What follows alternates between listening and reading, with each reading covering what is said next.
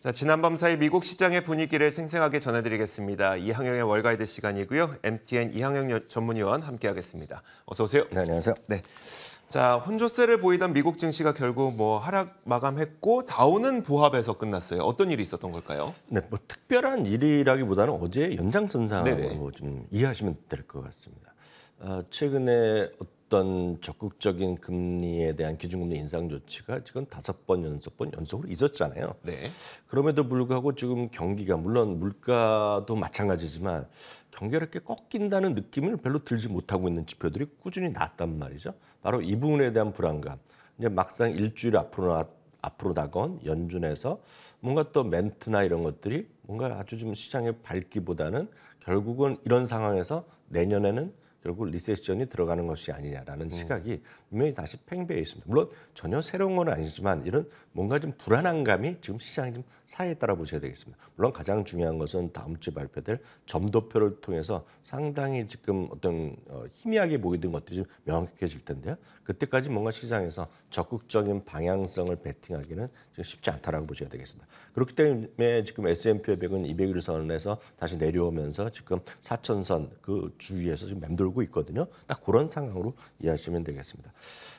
굳이 흥미로운 것은 섹터별로 보면 뭔가 좀 방어적 섹터 주식들이 지금 나름 선전을 하고 있습니다. 최근 들어서요.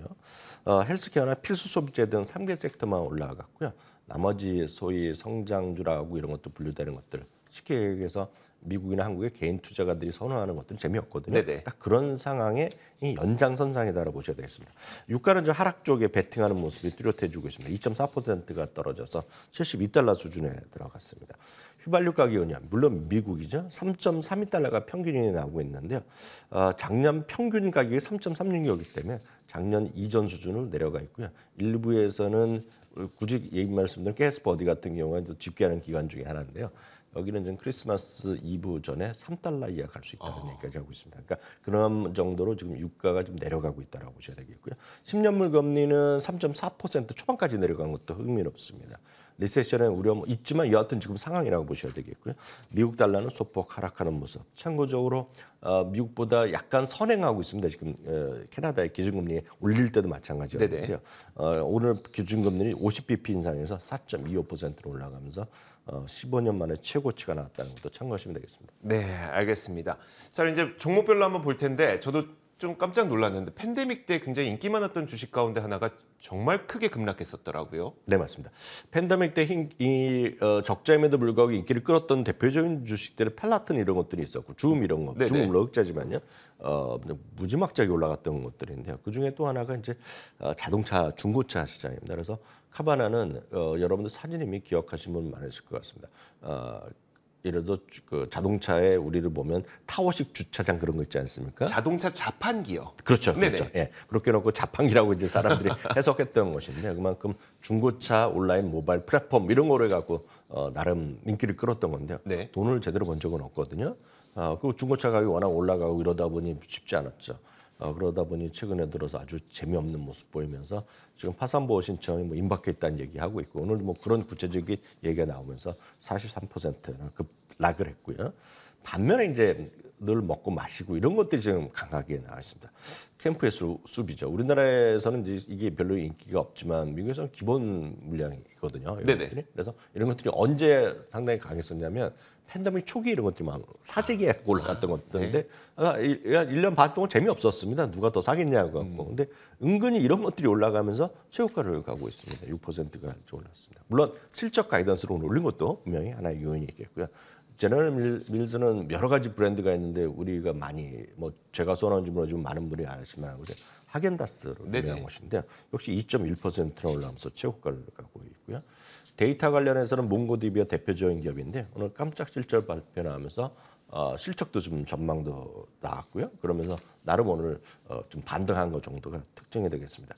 한편 오늘 그 여행주나 항공주가 줄줄이 하락했습니다. 리세션에 대한 우려감 이런 것들이 역시 시장을 반영됐다라고 보셔야 되겠는데 개별 재료가 먹히지 않았습니다. 사실 사우스웨스트 항공은 4.7%가 떨어졌는데 주요 항공사 중에 처음으로 2년 만에 지금 배당을 재개하는 걸 선언했거든요.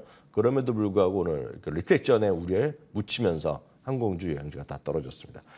울프 리서치는 온라인 여행주에 대해서 대부분이 줄줄이 투자 의견을 하향했고요. 특히 에어비앤비는 모건 스탠리는 아예 중요해서 매도로 내렸습니다. 네. 그래서 1.7% 하락했고요.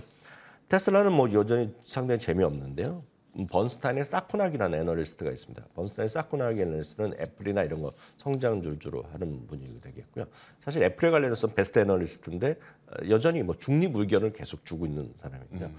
다시 말 확인드리지만 테슬라를 좋아하지 않습니다 이번에. 그래서 기존의 비중 축소율을 오늘 재확인하면서 거기다 그런 얘기까지 했습니다. 지금 중국을 비롯해서 여러 군데서 계속 중국 정치가 나오지 않습니까? 네. 그러다 보니 테슬라가 가격을 계속 인하하는 정책을 해야 될 것이다 얘기하면서 비중 축소 의견을 재확인했다는 것도 참고하시면 됩니다. 알겠습니다.